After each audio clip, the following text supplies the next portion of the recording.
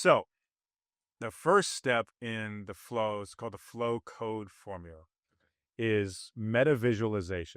So metavisualization is taking the meditation and the visualization, and it's also putting in breath work. Epigenetically speaking, we're only as much as 0.5% different. 99.5 of you and I are exactly the same. It's crazy. 99.5% of you and I. It's crazy. And if we were brothers, maybe it's 0.2% different. Totally. Epigenetics, or you don't flip on the right genes because you don't believe you can. Mm-hmm. And you never fully leverage the gifts that you've been given. Does that make sense? Totally. That's why someone like my brother can become an athlete over time, because he actually believed he could. I'm Todd Vande Hei, CEO of Stark, and I've gone from vegan to paleo to keto to carnivore, from cryosaunas to ice baths, to training like an athlete to being injured like one, enhancing my mobility and optimizing my sex hormones with over thousands of labs and various forms of scans. I'm surrounded by high-level medical doctors, naturopathic doctors, chiropractors, nutritionists, and strength coaches, all leading me in concert to a state of optimal health. And I'm here to share that with you, regardless of your age, your genes, or your medical conditions. Come along with me, and I'll share all of my mistakes and successes, the bumps along the road. Today, I'm here with my new BFF, David Nurse. David is a former basketball player turned NBA life optimization coach, best-selling author, and top motivational speaker. He's worked with over 150 NBA players and Fortune 100 execs, helping them unlock unshakable confidence and build breakthrough mindsets. He's the author of Pivot and Go, Breakthrough and Do It, and hosts the David Nurse podcast. We talked about getting into theta state, NBA basketball players, and the role of spiritual beliefs in your health journey. I'm really excited to share this time with my buddy, David. You're going to absolutely love his insights and his guidance. Thanks for doing this with me. I really appreciate it. So cool to hang out with, man. I'll do this anytime. Actually grew up a Vikings fan from Minnesota. Yeah. Where in Minnesota are you from? Twin Cities. Oh, you are Twin Cities. Went to St. John's. I remember you saying Minnesota. Oh, we got out. We got out, yeah. How many people get out of it? No, they don't want to either. They don't want At least my friends don't.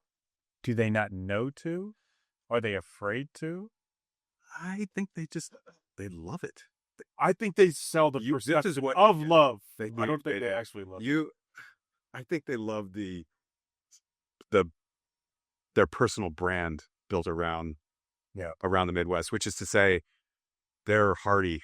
Yeah. You know what I mean? Like when you talk to your mother, I don't know about you, but my mother, first question out of her mouth is, what's the weather like? Always. It's the same, huh? I've got to the point of telling my mom, like, Mom, I know what you're going to say. Give me something new, or I don't want to have this conversation. Yeah. Oh, it's raining outside, or it's snowing outside, or it's beautiful, or it's so humid. Oh, it's so hot.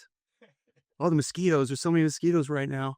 I think a lot of people are afraid of what's on the other side. I think that fear of uncertainty is the biggest fear people have. And I think a lot of Midwest people feel like this is my comfort zone. If I try something else, like what's going to happen? And I don't even think they almost don't even think they have, like, maybe it is something genetically that, you can't think out of a certain zone. I think that's, I'm a huge, I wouldn't say fan, hugely interested in epigenetics. The more you land on, it's like we're divine creatures. I'm stealing from all the yogis. Yeah. Well, totally, man. But I think it's a real thing. We're so much in control. Yeah. That when you realize it, it's almost a scary thing. Yeah. It's interesting how much we are in control. Should have Rich Divinity on your podcast when he comes out to LA. Do you know Rich Divinity? Great dude. Wrote the book Attributes. He was a Navy SEAL. Okay. Like one of those top Navy SEAL guys for like 20 years. But the book Attributes goes into like everybody is, you're born with like, think of like, there's like 28 different ones. We can get it up to a certain point, but that's where like greatness happens when you like actually, you get your certain levels up to, I think 100% on each of those. But I think we can, develop skills or epigenetics and anything to a certain extent. I don't think we really know what the 100% is. That's the interesting thing. That's what you're on a mission to find. That's what Yep, exactly. Here's a really interesting version of our concepts, kind of buzzing around that. We talked about my brother, the astronaut. We're in grade school and in high school, and he's socially awkward and kind of nerdy and sorry, bro. And and like not a great athlete, right? And I've got a baby sister that's 10 years younger. Yeah. So I'm a junior in high school and my brother's a senior and Jenny's 7. Clueless about really what's going on around her at that stage of life. And over the last 30, 40 years, Mark, just because of how he's just like a kid at heart and he's constantly trying to learn new shit, like things that I wouldn't dedicate my time to because I don't see the point behind it, like doing a handstand or some other thing with his body, or learning how to ice skate, or whatever it is. He was stationed in northern Italy right out of college, and one of his jobs was to train soldiers to ski down a mountain. And so he became a great skier, like the Army trained him. And today, my baby sister Jenny would say that, "Oh, Todd, you wouldn't understand. You're not an athlete." And I was the athlete at that age, and now I'm not. But Mark is very athletic, and he's been practicing things, buzzing around, using his body in novel ways since we were little kids. And so that's epigenetics. Yeah. I wouldn't say is genetically wired to be a great athlete, but are any of us really? Do we just head down that road at a really young age and we continue refining? And granted, like you're taller than me, so naturally speaking, you'd be a better basketball player than I would. Yeah. But I'm talking about athletic ability or any ability. Yeah. Learning language. He thinks he's predisposed to being great at learning foreign languages. He knows 5. He had to. He had to learn Russian to operate the Soyuz. He had to spend a lot of time with the Japanese astronauts, so he had to learn Japanese. I don't know. I don't believe that he's just wired to learn languages. I think he did, and he pursued them because he had to. And I think all of us are set up that way. I mean, epigenetically speaking, we're only as much as 0.5% different. 99.5 of you and I are exactly the same. It's crazy. 99.5% of you and I. It's crazy. And if we were brothers, maybe it's 0.2% different. Totally. A mere fraction of a fraction. So it's so much about just our belief in what we do. And this kind of taps into your world. I've got a theory here. Okay. That I've been working on for a while, and I want to write a book on it sometime. So everybody listening, sign it. Do not write this. Don't take this. So your point on, like,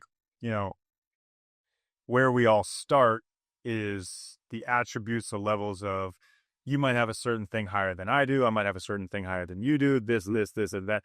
Predisposition's an interesting thing. I think some people are genetically freakish in certain areas that the predisposition stands out more.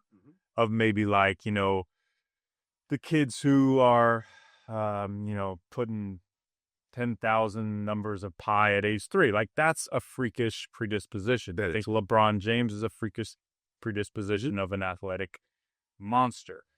But I'm very convinced through just, this is his own personal experience and seeing this in many different realms of, let's call this greatness, for lack of a better term right now, and for lack of I don't want to give you my term. I'm not kidding. I just don't have it yet. The development of it. So there's a few different things. So one, the person has to have this somewhat attributable aspect to the thing they're going to pursue. So let's take Steph Curry, for example. I'll give you a couple examples. Steph Curry has some basketball genetics. His dad's Del Curry, played in the NBA. So that's already there. Now, the second phase of this greatness code is the environment that they're growing up, especially from the younger age, between the very brain neuroplastic growth of a kid between 7 and 13. I think the zone is like right around there for like when your brain is like, think about after a lift and you haven't eaten for a while, you're just sucking in all those nutrients, you're sucking in all the brain growth. So the environment of now 7 through 13, what's Steph doing? He's around Charlotte Hornets, Del Curry. He's around the NBA. He's around it all the time.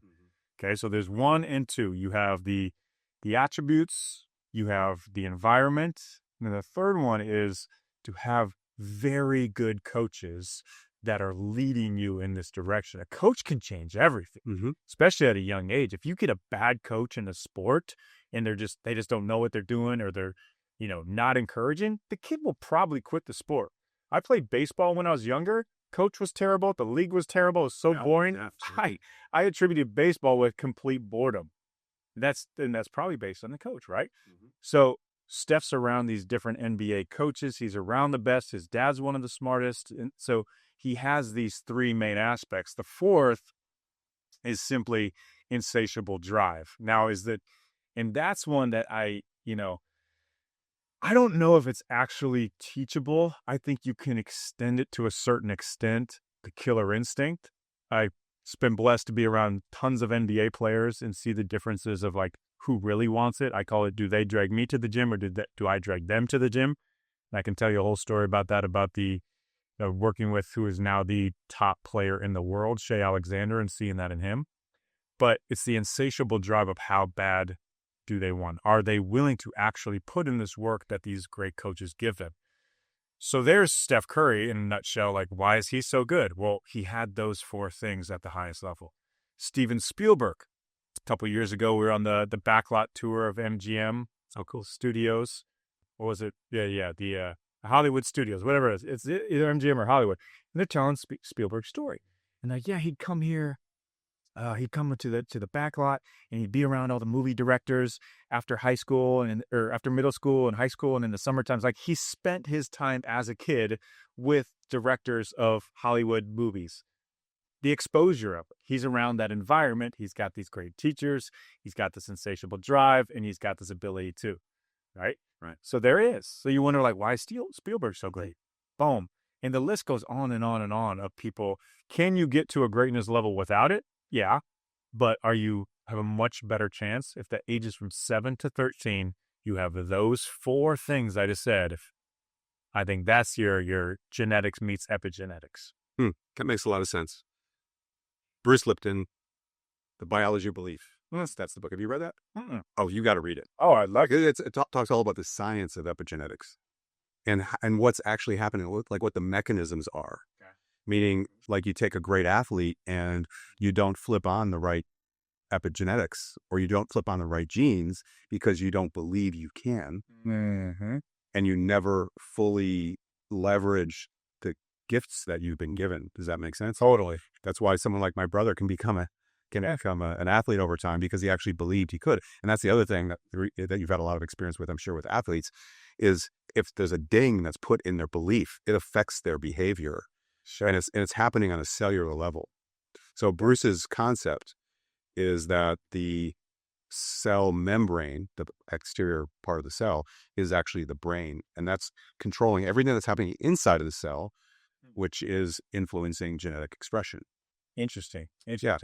So you have all of these receptors on the outside of your cell, and thoughts, ideas, emotions, beliefs, stress, enthusiasm, whatever it is, like how enthusiastic you are to hang out with me right now, for example. I can see the best. This is happening. I want to jump over there and give you a hug. Yeah, it's affecting you on a cellular level. It's the epigenome doing its job, and that's why these, like you described, a 7-year-old athlete who just grows up in this environment, and they are told, you are an athlete, you are a great basketball player. Yeah. Then they go do the thing and they succeed more, and it reinforces it, and they continue to believe. Oh man, that they're exceptional. Well, I love that. I mean, the power of belief is just, that's so powerful. You read A Man's Search for Meaning, like this, the belief that he's going to get out of the concentration camps. Mm-hmm. I think that's Thomas Edison's whole story, where he was given this letter from a teacher that said he was never going to amount to anything. His mom changes the letter, says he's going to be this great inventor, and that's the whole belief there. The list of those stories go on and on and on. And I think it is, at a young age, it's amazing, because even doing these studies on, flow state and how to tap into it, it's really difficult for an adult. It's much more difficult for an adult than it is a kid. You look at a kid, and I watch my nephew, and he'll just watch this Bluey show and just be like locked in for 3 hours. Like, dude won't move. Like, this is crazy. But that's flow state, which is obviously a mental state where you get to, and we can go more into that of being like the ideal state of getting to this 10 hertz and the different brain waves. But it's also the absence of distraction, the absence of stress, the absence of expectation. So where does that come into play? Like, when does that happen? I don't know. I think that's an interesting thing to think about. When does flow state happen? Is it? Well, when does this elimination of a natural flow state occur, right? To where the point is these kids no longer are able to tap into it like they were. Like, is that a puberty thing? Maybe. I'm not sure exactly when that is. But even back to your point of, the epigenetics and the exposure of it, that's like the book, The Talent Code, Daniel Coyle. I think it's a fascinating book because you go to these different talent hotbeds, like, Jamaica for sprinters, Brazil for soccer, Eastern European bloc for tennis. And why are all the great ones coming out of there? Because of exactly what we're talking about, of the young age, the exposure, the ability, the drive around great coaches. And yeah, so pretty much if your kid's older than 13, you're screwed, right? It does. That's why I want to make my kid, when I have a kid, a left-handed baseball pitcher, middle reliever, put tighter right hand behind their back for the first 13 years of their life and just kill heaters. That's my plan. That sounds like a great plan. Yeah. Have you heard of the concept where, so there's certain phases you hit in your life? Chris Renna. Chris Renna, okay. I know Chris Renna. I don't know him, know the name. Yeah. Well, he talks about these stages that you go through in life in terms of development. And when you hit them, you're supposed to put that version of yourself to bed. Like they enable you when you're 7, for example, to get to that point, and you needed everything you were exposed to get to that point. But then in order to effectively go from 7 to 15, you need to sort of recognize that that's the past version. You can't do that as an 8-year-old, obviously. But then you get to 15 and it's another inflection point. You're like, okay, I've gotten everything I can. Who am I going to be in my next phase of life? And then you get to 30, and that's the last stage where you sort of put your past to bed and you move on. And usually people start recognizing that at 50, 60, 70, or at the end of their lives. Funny. And the idea is to recognize it as it's occurring. Yeah. And that enables you to continue to evolve and develop rather than getting stuck. I remember I was in manufacturing, and sweet older guy, his name is Dan Frierson. He actually fired me. He's the CEO of the parent company that I used to run, as a publicly traded company called the Dixie Group. And do you know who Dan Brokaw is? Yeah. Yeah. Remember the hair? Yeah. He was like stuck in time. Well, Dan Frierson also was stuck in time with his hairstyle. And I remember thinking, while looking at him, and I admired him, he's a great guy, but I remember thinking, I will make sure I'm not stuck in time. Oh, wow. Because there are parts of him that have stopped. They've stopped developing, stopped evolving. He stopped asking the question, and visible in your exterior as well as what's going on the inside. Totally. And I was always afraid of that thing getting stopped, because I recognize that the lack of progress is a bit of at least in that environment, the one I used to be in, is a little bit of a coffin nail. Like it was a death sentence. It's the same thing with athletes when they get to a certain stage, if they stop like really making progress, and it typically happens as they get older, it's sort of over for them. And that hairstyle was Dan's indicator of him stopping. Yeah. But you know what that is, though? It's I think there's only 3 areas. There's 3 areas of life, but there's only three basically areas of, where progress and growth can happen. First is the awareness of. And I'd be very interested to talk to the doctor you talked about earlier. I was like, is any 15-year-old actually having an inflection point of, hey, I need to put this old self to bed? I don't think he was talking about that. I think that's physiologically when he's like, that's what you should do, but you don't have any awareness. Yeah. But what you're saying is, for the guy with the hair, is like your awareness of, right? And that's how everything starts. Kind of how we were talking this conversation offline of people in the Midwest. Like, we had the awareness of like, hey, do we actually like living in the freezing cold winter where the sun doesn't come out for 3 months straight? No. I don't know if many people actually stop and have the awareness of. So it's always with that.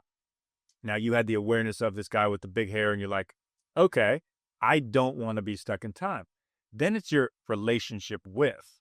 So your relationship with that thought of the awareness of was, I don't want that to be me, right? That's right. And that's how the past is. It's all the awareness of the past. And then it's like your decision of the relationship with. Do I want to take what I had in the past? Do I want to have what my parents were, how I was raised, the environment I was in? Do I want that to shape my future? Because essentially every moment from here on out, 2 seconds ago, that was in the past.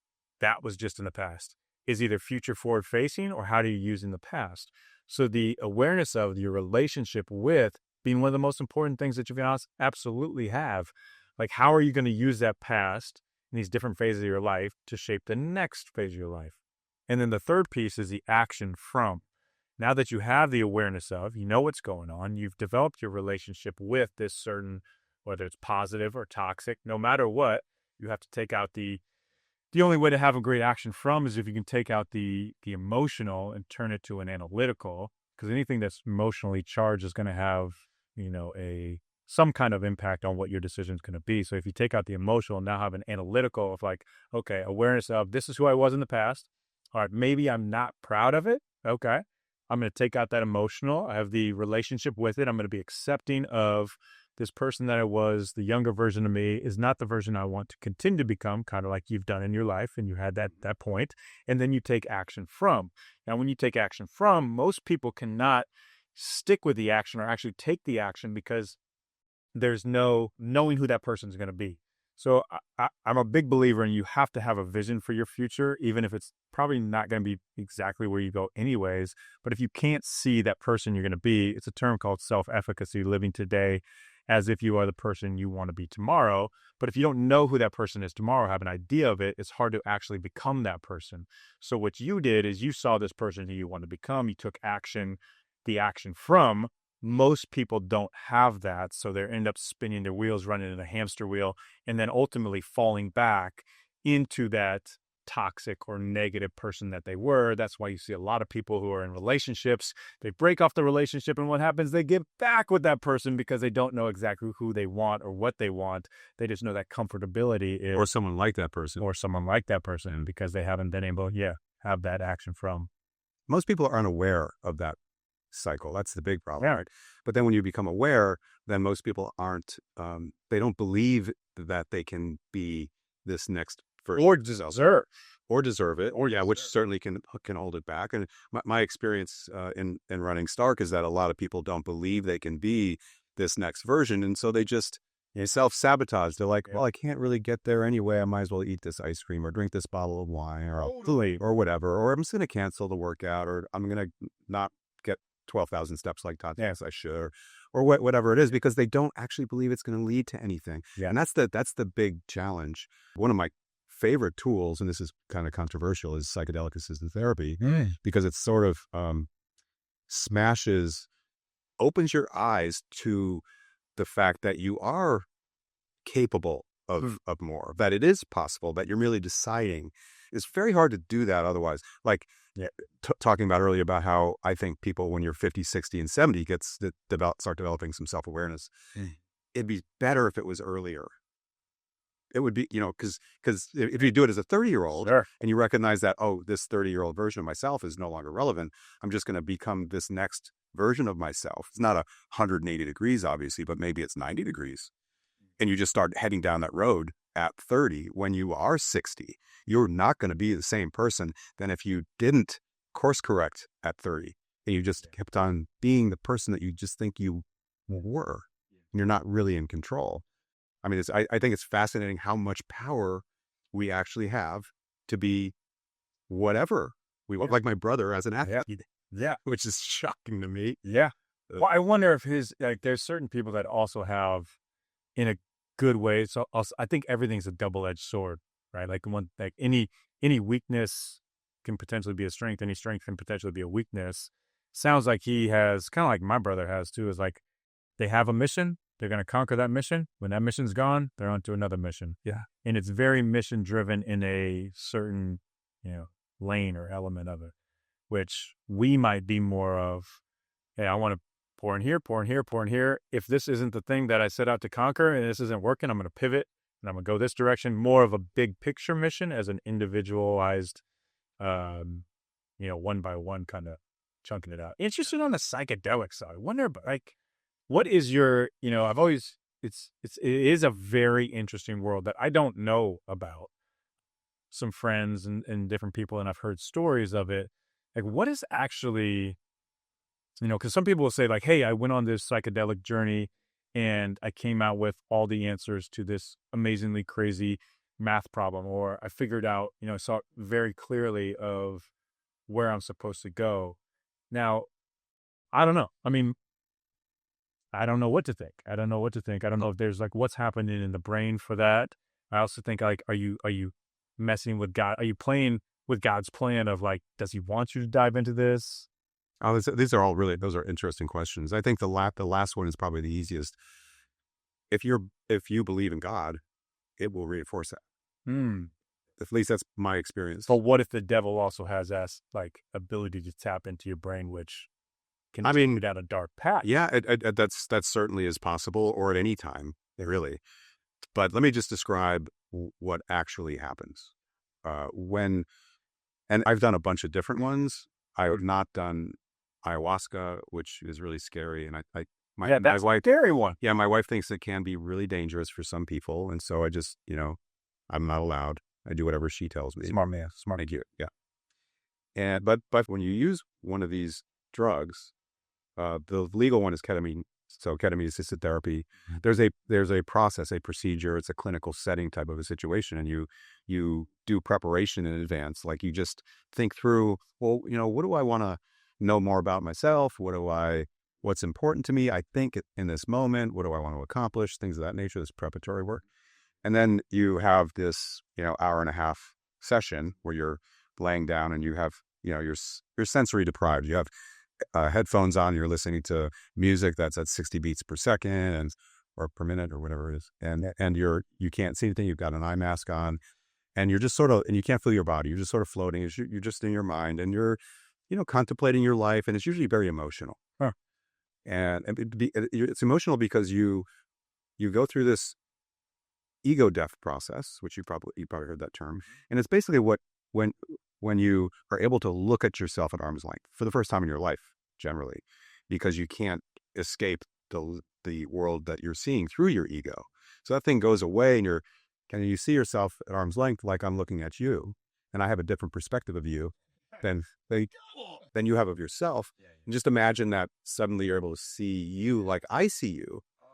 Does that make sense? That makes sense. And the way it generally is it's like you're an inspirational figure. You affect people in such a positive way. You're constantly trying to help people. I don't know you that well, but these are the things I know about you so far.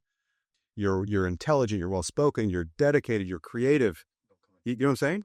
But coming from me is different than you telling yourself as are. And in that moment, that's how you see yourself. And you also see all the other things, like maybe you're always late for dinner for your wife, or the arguments that you have, the things that pop up, those things are also you too, but you're in a state where you love all parts of yourself.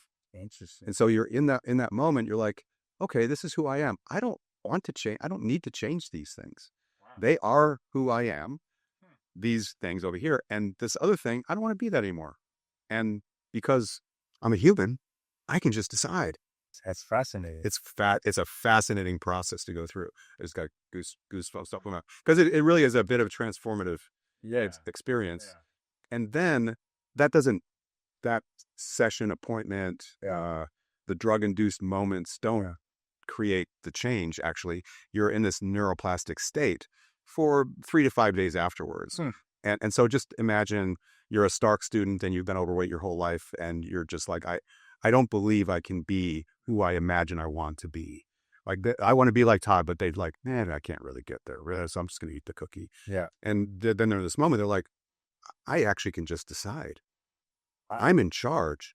And then for the next 3 to 5 days, you put in place the behavioral changes necessary to actually lead to that outcome. And then you string like 6 in a row every week or so, and you come out the other end with all the things that you love about yourself and the things that you don't want to change, that maybe you don't believe are perfect or whatever, and you're able to push change through. And most of it's just because you're able to see yourself objectively, which is common for people that are much older. Does that make sense? Yeah, it does make sense.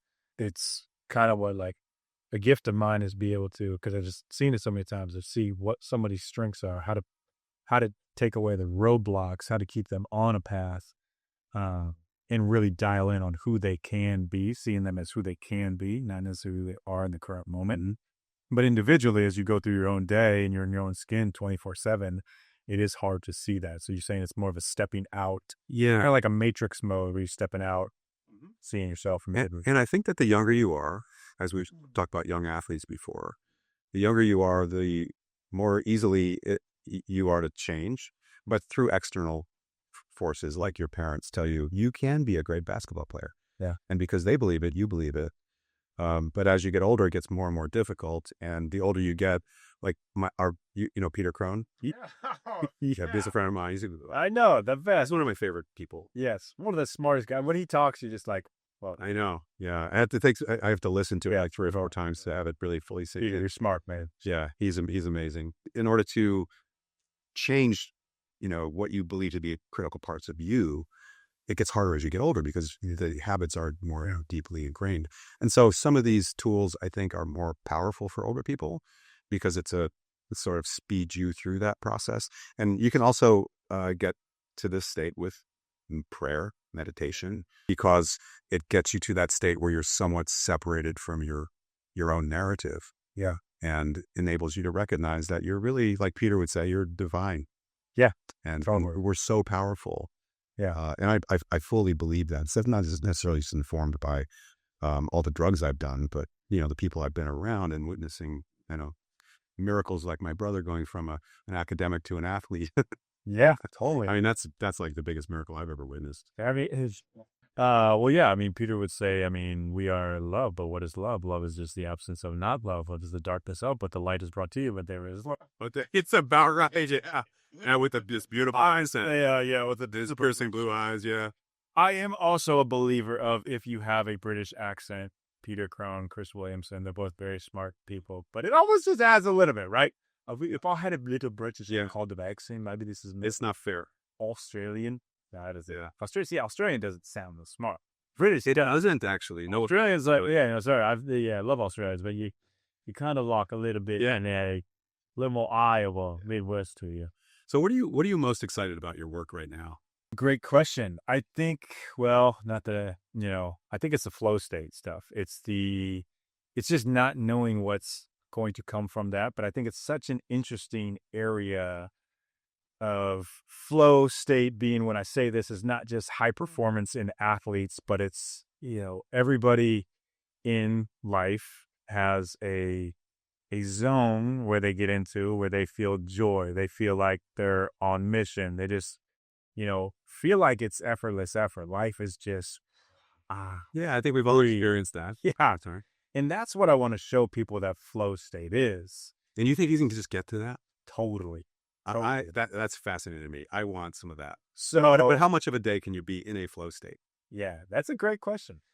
Yeah, so I think you can access it more readily and stay in it longer than right now it is. Right now, so let's play it out right where it's at now, where I think it is and where I think it's going. So right now, people think of it as this, just, it happens, right? I've interviewed some top athletes and friends of mine like Michael Chandler and Allison Felix is a decorated female athlete. And I asked them both, like, have you been in the flow state? Both said yes. Allison said she's been there 3 times. My follow-up question obviously is, how did you... In her life? In her life, yeah. Right. Wow. I don't know. Maybe her level of flow state's higher than people's levels are different. Like, do they actually think they are? Do they not? And I asked her how she got there. She's like, I have no idea. And that's kind of the answer I've got with a lot of athletes. That's how I feel about it. Yeah. I think a lot of people do think that. Michael Chandler was telling me, he's like, this one time I could see he's an MMA fighter. He's I see the guy's feet moving before they moved. I knocked him out cold. I was like, well, how did you do that? He's like, I don't know.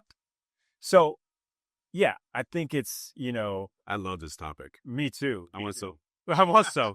It started out with, Mihail Csikszentmihalyi back in the 80s introduced flow state. And basically it was these 8 different levels of flow, being consciousness and challenge, just pretty basic of what it is. Kind of just, it's a thing. There's actually a state in the brain where this occurs.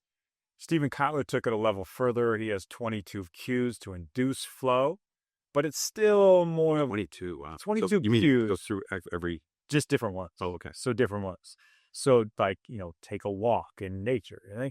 Things that, once again, he outlined a lot of the what as well. He talked more about the adventure sports people, the X gamers, the surfers. Yeah. And a lot of that occurred basically, the brink of death was on the other side. So there is more of your brain's going to get into this, hyper state. Is that a fact when you're facing something like that, you go into flow state? I mean, I don't. It seems like seems like the fight or flight. I think it's more the fight. Yeah. The fight or flight, which could be some type of flow induced thing. But also it could be the other side too, where you're just so fearful that you become paralyzed. Yeah. Right. Yeah. So it's that his part was on the level of challenge has to be higher, and he's really big on like you have to challenge yourself higher than what your skill set is right now to get into a flow state. I totally disagree, because I don't think you do, because people on every day, they're going through the life and they just feel in their rhythm, they feel in the joy, they feel agree. It's flow state is an area that is actually in the brain. We have 5 different brain waves: the alpha, beta, gamma, delta, theta, and each one has different aspects to it, right? For sleep or hyperactivity, creativity, all different ones. In the zone for where flow occurs, this focus with freedom flow is at 10 hertz. So that's kind of the generally accepted number of when your brain waves are at 10 hertz, you're in the flow state. So the whole study that I'm doing currently that's going on nationwide is a study to show people a formula for how to tap into it more regularly and stay in it longer. It's still a novel thing where you can't force it necessarily. You can give yourself the best opportunity to. You can train your brain to be more adept to. But meaning you can get to and eat more easily if you learn these skills. Learn these skills. I want these skills. This is all in the book. This will be in the book, but we can dive through it right now. I would love to. Yeah, tell me how I can get there. Okay, so the first step in the flow is called the flow code formula, is metavisualization. So metavisualization is taking the meditation and the visualization, and it's also putting in breath work. So there's different ways. Your brain either starts at, think about 10 hertz as like being right in the middle, right? Okay. You can either have a slow brain. When you say it's right in the middle, mean not super relaxed, not excited. Exactly. Okay. Yep. You can have a slow brain and a fast brain. So a lot of type A people, myself, I'm always fast brain. I need to be able to down regulate. Slow brain could think of more like, just chill like that. Type B personality. Yeah. You need to up regulate. So there's a down regulation and an up regulation, and there's training mechanisms to be able to do this. So right now, a lot of people, like the hot topics are, increase your serotonin and your dopamine. And like, those are the hot things to talk about. Nobody really talks about up training or down training your brain. So the metavisualization is the meditation aspect. And meditation is what? It's basically concentrating on like one word or one thing, being in a peaceful state. Visualization is obviously the scene of it, but seeing a picture of which level do you want to go to. So if, for me in a down regulation mode, I want to become more peaceful. In my spot, my place, I've got 2 different places. There was one time where I was scuba diving the Great Barrier Reef, and this was my first interaction with flow state. This is when I got there. And as a whole, we're playing basketball over in Australia, and somehow got to scuba dive uncertified. Like, that's a whole story in itself. Like, it probably shouldn't have happened. And I'm down in the Great Barrier Reef, and it's just so peaceful. There's nothing, like, there's no sound. There's just beauty. It's just this unbelievable. It didn't freak you out at all? No, I thought it would. And there's this feeling of awe, just unbelievable awe-inspired moment. And just like time stood still. That is kind of the essence of flow, and time stands still. But to your point, so me thinking I'm a professional scuba diver, never even tried it in my life, somehow, on the cheapest boat ever, went out with this uncertified scuba diver. I go out on my own a little bit. And at this point, there's the reef, but there's also this trench. And I went kind of behind it, and you could see this trench, which kind of just fell off into complete blackness of the abyss. So at that moment, I got very scared. So all the flow and that peaceful moment just evaporated. So in an instant. In an instant, because now I turn into fight or flight mode, right? Like, am I going to survive? I don't know what happens. Do I get sucked down by these things? Who knows? So flow state happens. It's sandwiched between the everyday obligations, distractions, things that we think, the emails, the texts, just doing this, like what, life. It's sandwiched between that and intense fear. If you're in intense fear, you can't get in it. If you're just constantly distracted and on all the time, you can't get into it. It's right in there, kind of where this brain waves we're talking about. So for down regulation of a fast brain, you have to put yourself in that type of visual standpoint. And this is seeing yourself there and actually trying to feel yourself there as much as you possibly can. So I would close my eyes. I would focus on that moment, either in the Great Barrier Reef, or my wife and I would go to Maui a lot. We've got this beach we walk on, and just like, it's unbelievable peace. So is it feeling because of your personality or you're wired? You're thinking of those dying in your life because you're at peace and you're relaxed. That's for you, and it's different for the type B personality that needs to sort of upregulate. Yeah, and it's and not saying you're just one or the other all the time. It's more of a, like, what state are you in In the moment. Ah, Got you. It's just like, introvert and extrovert. No one's just 100% one or 100% other. You're both, and you're just, I mean, you can be some at different times. You're not just stuck in that. It's the same for slow. And like, if I needed to uptrain, I'm going to visualize something more of like a sporting event or something where I'm going, like something I'm pushing, something like, we're pumping it up if I'm feeling that. And that's more for the slow brain of it. Now, the breathing aspect of this, and I'm talking about the fast brain to down train it, is box breathing. Box breathing with 5 seconds in through the nose, 5-second hold, 5-second out, and then you 5-second hold it when you're out. And just doing that for a minute, or even just 5 rounds of that, like the central nervous system,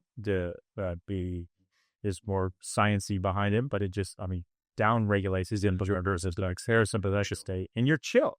Like, it's one of the craziest, changing your whole chemistry is just box breathing alone, tied with the visualization aspect of it, is the first step of it. Because with flow also, and this is a lot of, you're on the go, right? Because you can't just, the environments that we create, I can't just jump into the ocean and be in the Great Barrier Reef and find this flow state. I have to create the environment. Life happens on the go. So environment is very important.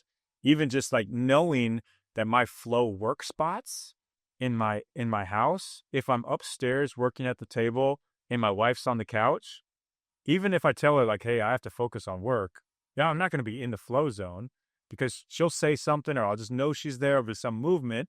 Mine is actually in my hyperbaric chamber where I can just sit there. Really? Okay. Everything is enclosed. It's just me and whatever's coming out of my brain. There's no distractions at all. So the environmental piece is very important. So that's a long-winded way of saying the 3 elements. That's the first step. That's the first step. Yeah. Okay. So visualization, box breathing, and in the right environment to get started. Yes. Then what? Yep. So now the second piece is this autogenic full body feel. And this is like, imagine that there's a waterfall starting at the top of your head, and you just letting the water slowly flow down. So it's activation, autogenic activation of your body, of all your limbs, your muscles. Like you're feeling everything. Yeah. You're feeling everything going through, the water flowing through your body. So you're basically coming in tune with your entire body. So that's the second step of it. The next step is bilateral tapping. Man, there's all these different scientific metrics with bilateral tapping. So bilateral tapping we're doing the fast, going to the slow still. He's just tapping at your heart. Just slowly tapping at your heart. Yep. Okay. For the slow. For how long? Each one is set up to be 1 minute. Okay. So for the slow to the fast, it's tempo, opposite bilateral tapping.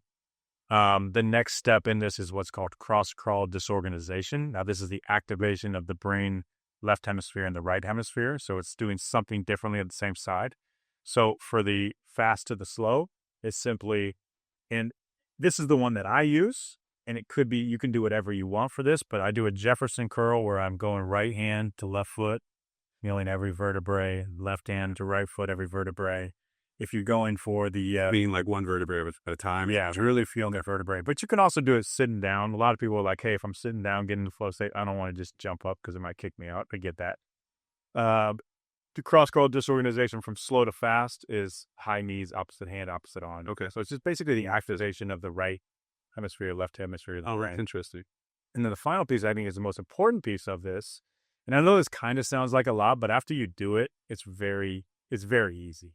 It's very quick and it's very easy. The last piece is the neuro-sculpting. So neuro-sculpting is just a cool way of saying connecting with a higher power for a bigger purpose of it.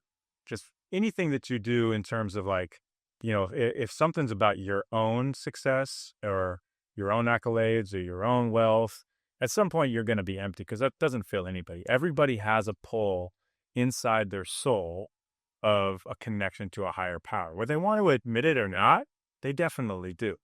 So this is the point of in the formula, it's, 3 things of gratitude. There's 3 things you're thankful for, but more so of this, like, it's a prayer, really, of like, thank you for this moment. It's a connection to, like, for me, it's God, it's Jesus, and I'm saying a prayer, thankful for it.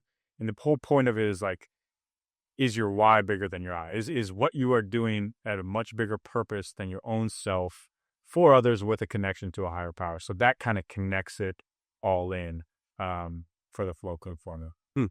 Very cool. How does the atheist deal with this?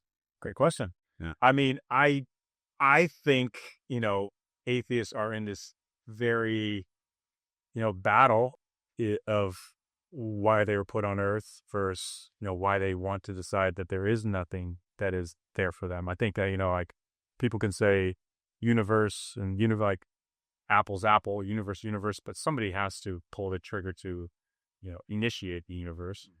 I don't know. I mean, that'd be an interesting question for them of, is it really they think there's actually nothing out there? Because then you can just go into like look at under a microscope of a tadpole or something and see all the intricate details of just a little tadpole, or look at a snail, or look at a fingerprint, or look at a snowflake. And you're like, if this is random chance by absolutely nothing, this is the craziest random chance ever. I'm mostly fascinated by, if we're talking about small things and how can they actually be in existence, the trillions of transactions that are happening in our bodies right now that enable us to have this conversation and even contemplate that there maybe is something else. Yeah. And that there is a higher power, and that we actually do need a purpose that's greater than ourselves in order to be fully ourselves. That's just like a crazy concept if you think about it. If you think we're merely mammals that have evolved and developed a prefrontal cortex, and as a result, we're able to think through these things. But the fact that we do is just really quite bizarre. Yeah. And the fact that we can, this is the most fascinating thing to me about humans, is that we can affect change in others, not just ourselves. In a split second, I can yell something to somebody. I can tell you, you have such beautiful eyes. I love gazing into them. And I affected you right there. Right? Like your levels drop. Words of affirmation. Yeah. Thank you. Yeah. No physical touch here, but anyway, my point is I just affected you and created a cascade of transactions inside of your body from a distance. And you can do it to someone else. You can be an ass. You can flip someone off and affect change in them in another car moving at 70 miles an hour past you. Yeah. And it influences like 4 or 5 hours of their day.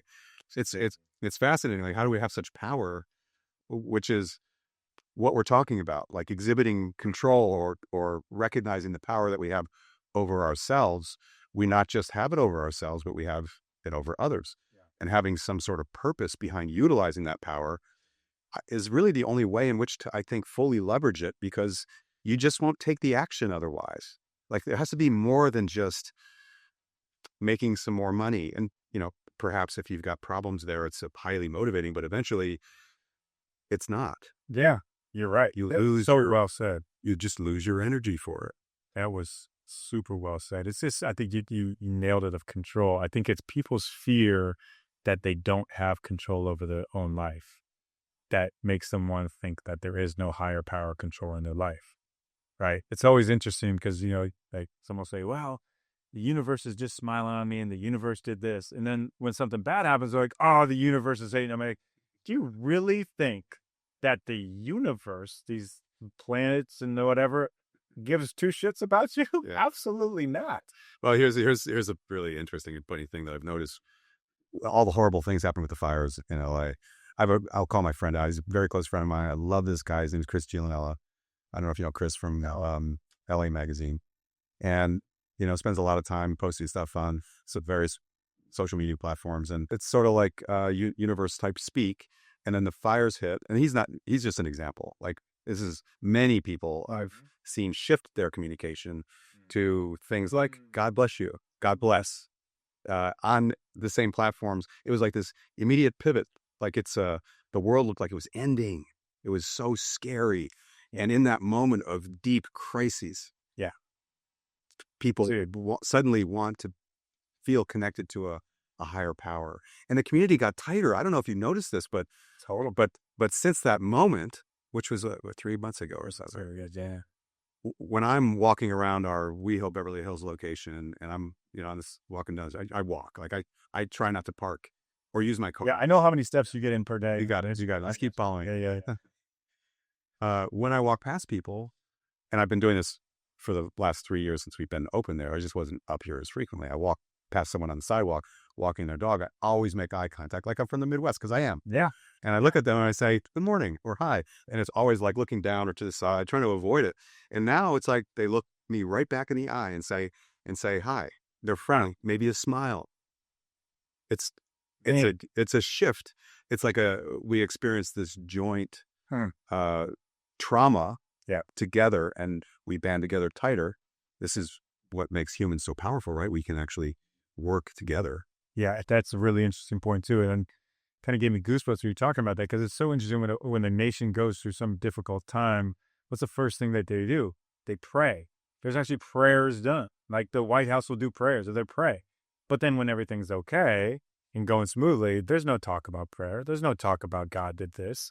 But it's in whenever you need them, that's when they turn to it. And I mean, like, think about it in terms of health. Would you rather, we all know it's sick care versus preventative health care. And what you're doing is preventative health care to make you the best you could possibly be, so you can have that avoidance of sick. What if we turn to prayer as one of our daily things that we did, instead of using it as a lifeline when we're sinking? Do you think life would be better? Yeah. Do you think people would treat people better? Yeah, sure, absolutely. Yeah, it's affecting you on a cellular level.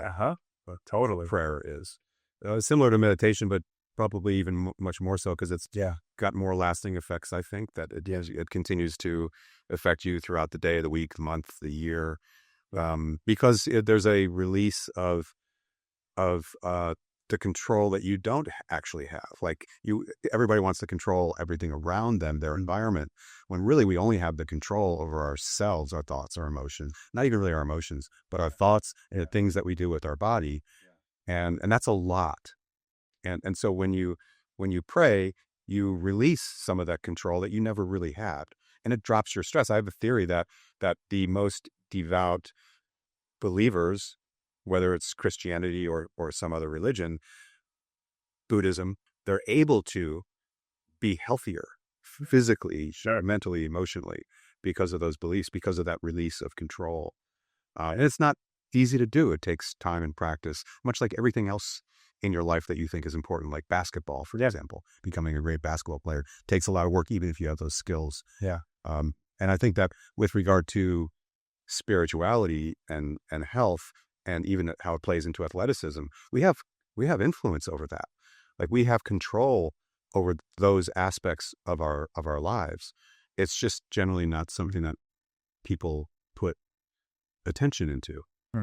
That's really well said. I think I totally agree. That's kind of a mic drop right there itself. Spirituality is interesting too, because it's I think we're living in this day and age where it's a super spirituality movement, but I think a lot of people looking for spirituality in the wrong places too, in terms of, the yoga and meditation or different things to fill their spirituality, that will end up, becoming more of a, just a hit for a moment than it actually is a fulfillment for a long term. That's the only way that, I live my life with joy, and just, I love the life I live. But every morning is started in some sort of prayer and some sort of thankfulness, in some sort of, God, just, give me the strength for the day, give me the wisdom. Like, it's not a genie in a bottle thing. Like, I've prayed direct prayers many times, because God, it says, ask for big things. It says more eloquently written Bible verses that speak directly to that. Now, does he give them to me like this? No, he doesn't. Does he speak to me audibly? No. But I'm also of the belief that, he's got the plan already written out, and his plan is better than anything that I can imagine. Because I had a plan and things that I want to do, but it's funny how it always ends up working better than I thought it was. On my timing, absolutely not. On better timing, yeah. Like even for example, like there was, I thought, I would just, settle and find someone and marry someone and this, and things didn't work out. And now I look back and I'm like, thank the Lord, because I've got the coolest, best, most amazing wife. I love every single moment spending with her. But had I went according to my plan, that wouldn't have been the right plan. And it just worked out way, way better. And that's just one small example. It seems like you, with the way you see the world, your worldview, enables you to be in flow state much easier. Yeah. Right. There's so many things that spring out of this. Yeah. Because you're in a non-stressful state of activity, essentially. Like you're not super relaxed and yawning, but you're not stressed. You're right in the middle when you're in that particular state. And so, I can see how just your predisposition enables you to get there. Your belief systems enable you to get there. Yeah. Going through your recipe is helpful, but it's probably more helpful for you and others that believe like you, because you don't have this connection to trying to control everything that's outside of your control. Like trying to get in a flow state when you're trying to control, let's say, your spouse or your 15-year-old son. Yeah. That's tough, right? You're not going to get there. You're trying to control something outside of your control, and it will ever be outside of your control. And I think a lot of it too is that's a good point of like, it's not necessarily like you have to get to that state. It's more the practice of upregulating, downregulating to get as close to that 10 hertz as you possibly can. Will you get into it every time? No. Will you get into it more? Yeah. Will you be able to stay in it longer? Yeah. Will you live a more, probably on rhythm, joyful life? Yeah, absolutely. Everybody wants that, right? And even just the point of doing it as a reset, I think the power of a reset is one of the most underrated things. People go through their day and something goes out of place, and then it just ruins their whole day and they spiral. But what's the reason for halftime in sports? To reset. What do you have to do? You change your environment. You change your mental state. You change probably something actively what you're doing. You're either sitting down or you're moving. So you're changing your physiology and your psychology in a different environmental state, and that's a reset. They go back out, you see it in sports, the second half, they totally different than the first half. Same players, same team? Yeah, absolutely. Different state of mind? Sure. And that's the same thing with this flow code of it's not just, hey, let's get into this high uber performance, productive, time just flies by state of mind, but it's, just reset your day, get calmer, get more peaceful. I love that. That's great advice. Like so many things that we want to change about ourselves, takes practice too. Yeah. Just like, we talked about earlier at lunch, changing your diet, changing the way you sleep, other parts of your life. These are things that they're hard to tackle all at the same time, right? So you have to kind of break them down. Is there a version of this with training wheels? Like a part that you start with? Totally. Just start with the first one. I would say start with the first one, then you can piece on the second one. The most powerful thing I've seen for athletes going into a very pressure-packed situation, NBA playoffs or an MMA fight, is the breathing and the metavisualization and seeing how you want the event to play out, as opposed to, like I'm telling you, like getting this really calm state and see the beach and see the Great Barrier Reef. But when you say visualization, you're talking about the Great Barrier Reef. You're not talking about visualizing slam dunking the basketball. Yeah. But if it's, I'm talking for normal everyday life of what the training wheels are, see that peaceful state. Gotcha. Yeah. But in terms of if an athlete's stepping out there, the most powerful thing I've seen them be able to do is do this breathing exercise, the 5 breaths, like at some point before they go on there. And then they see themselves succeeding in what they're aspiring to do. It's the thing that Michael Jordan, Kobe's mental coach, is a good friend of mine, George Mumford. He said Kobe and Jordan would always see the game, see it played out before they stepped on the court, because our brain is so powerful that the stories that we create obviously become, that's why pathological liars are pathological liars, right? They believe what they actually think. And then they'd also see it in a way of if something goes wrong, if they turn it over, if they miss a bunch of shots, how do they react to that? Because everybody has a plan. What was Tyson saying? You got a plan until you get punched in the face. That's life. That's every day. You get punched in the face. But how do you react to it? A lot of people can't react. That's where this reset aspect comes into play too. But yeah, training wheels, the metavisualization, the first piece will do wonders. This is awesome. Yeah. I love hanging out with you. Totally. Thank you so much. People want to find out more about you. Where can they find you? Yeah. Website, davidnurse.com. Social media, David Nurse NBA. David Nurse is my name, so you can search that. There used to be a England soccer goalie that would come up as David Nurse as Wikipedia first. I think I beat him. You have a Wikipedia page yet? I think it is. Well, it's funny because the last time I checked, and I actually haven't checked for a while, which is surprising because I Google my name more than I probably should. But it was half me, half him on the Wikipedia page. It was like all my stuff and then a picture of him. I was like, change it. It's hard to reach out to Wikipedia. Anyways, yeah, podcast as well. So you are on, by the time this comes out, you might have already been out there. Books, all that good stuff. Thank you so much for hanging out. I really appreciate it. If you'd like to learn more about Stark, you can find us at stark.health. That's stark.health.